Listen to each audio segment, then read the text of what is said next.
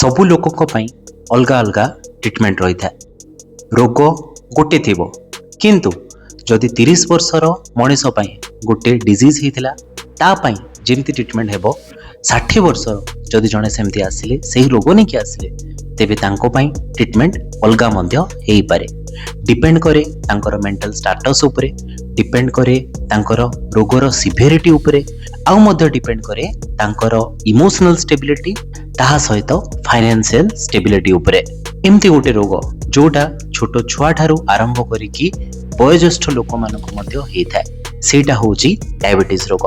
एवं जदि सुगर रो ए जो समस्याटी 60 वर्ष रु परे जेतेबे हेला सेही टाइम रे आमको देखि चाहेकि मेडिसिन देवा को पड़ी था। जदि जड़े 60 वर्ष किंबा ताठू ऊर्ध्व जड़े पेसेंट जदि आसिले एवं तांकर जदि सुगर अधिका रोची डायबिटीज अधिका मात्रा रोची तेबे आमे तांको मेडिकेशन दे थाउ सुगर कमेवा पई, किंतु ताहा सहित अन्य किछि जिंस मध्य हमको माइंड रे रखिवा को पड़ी था। फास्ट जिंस आय माइंड रे रखि थाउ कि तांकर मेंटल कंडीशन केमती अछि, तांकर बिहेवियर ठीक अछि कि नाही, से स्टेबल अछन्ते कि नाही, ताहा सहित तांकर इमोशनल स्टेबिलिटी अछि कि नाही। काहेकि ना से जिंस मध्य हम डिजीज को कमेबारे सुगर को कमेबारे ए सब जिंसर मध्य बहुत मात्रा रे रोल रही था। द्वितीय जिंस देखि थाउ तांकर मोबिलिटी केमती अछि। मोबिलिटी रो अर्थ होछि से ठीक से चाली बुली पारुचन्ते कि नाही।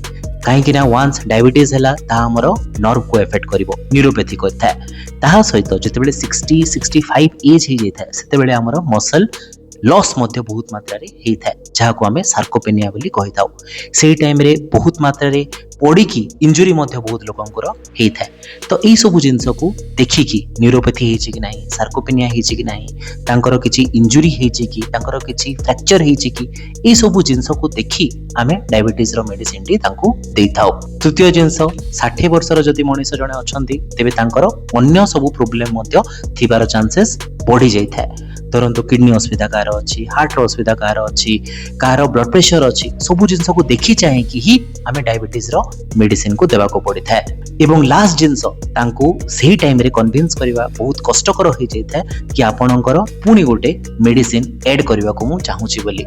सेति पई तांकर प्रेफरेंस हिसाब रे जो मेडिसिन तांको पई अत्यंत मात्रा रे दरकार ताकू सही मेडिसिन ही दिया जाय थाए। सेति पई बयस कम किंबा बेसी हेई थाई पारे किंतु रोग एवं तार भयावहता केबे मध्य आमको छाड़े नाही।